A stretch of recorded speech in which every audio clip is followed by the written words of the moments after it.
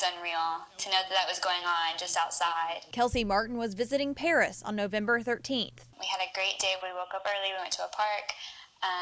We just walked around Paris. We had a picnic in front of the Eiffel Tower. She says after visiting the Mona Lisa, she decided to head back to their hostel to work on homework. We split ways because she was going to meet up with a friend that was studying abroad in Paris. Martin says she received the first of many terrifying messages when she got back to the hostel. So I get back to the hostel and I get a Snapchat from one of my cousins, and it says, "Hey, are you okay?" And I'm like, "Yeah, I'm great. I'm in Paris. Dude, it's great." Martin had not heard of the attacks yet, and after talking with some of her friends and family back home, she realized what was happening just miles away. The story was very new, so everything was still being updated.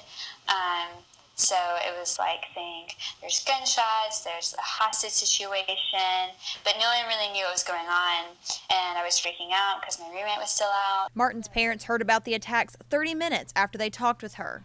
You can't go help her. You know, you're helpless to do anything.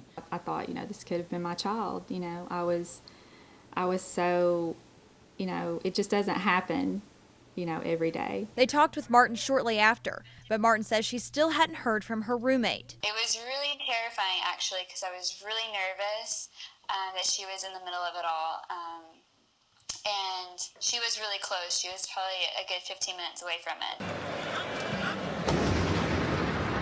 I was pretty terrified that I was going to have to go home to Spain without her. Shortly after, her roommate contacted Martin and made it back safely to the hostel, where the atmosphere had changed. They were all really sad, very huddled together, talking quietly. No one was really talking, and earlier it was really loud and warm environment, and now it was very sad afterwards. Now that Martin and her roommate are both back safe in Spain, where they're attending school, her parents are grateful and say their prayers made a difference. Think about the family that did lose a student that was studying abroad.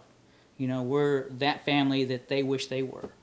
So it does touch home, because this could have been reversed, could have been our child. And one of Martin's biggest takeaways? Even something so tragic can also be so unifying. In Selmer, Bethany Thompson, WBBJ 7 Eyewitness News.